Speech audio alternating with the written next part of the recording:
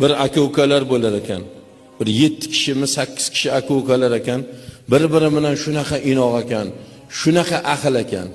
Bir kun bittalar aytibdi, Xudoga shukr, aka-ukalarim bilan shunaqa inoq biz, bir-birimizni qadrimizga shunaqa yetamiz desa, xotin aytgan ekan, dadasi, sizlarni bunaqa inoq bo'lib yashashinglarda bizlarni ham xizmatimiz bor degan ekan.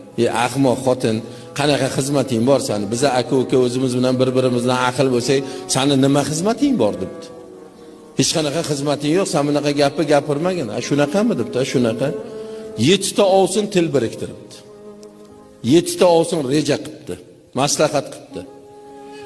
U buni erini yomonlagan, bu uni erini yomonlagan, akangiz ana undoq dedi, ukangiz mana undoq qildi deb bir haftada 7 ta aka-ukani orasidan qil o'tmaydigan aka-ukani 7 ta dushmanga aylantirgan ekan. Bir haftada birodarlar. Nima bu ahvolga tushib qoldik desa, xotin aytgan ekan, bu qiz bu inoqliginglarda bizlarning xizmatimiz bor dedimi, dadasi, siz 3 yil chakagingni qanaqa xizmating bor deganingiz ko'rdingizmi debdi. Mana bir haftada ahvolinglar nima ahvolga kelib qoldi debdi. Bizlar til biriktirib sizlarning o'rtanglarni shunaqa buzib qo'ydik. Sizlarning ahilliginglarda bizlarning xizmatimiz turibdi degan ekan, birodarlar.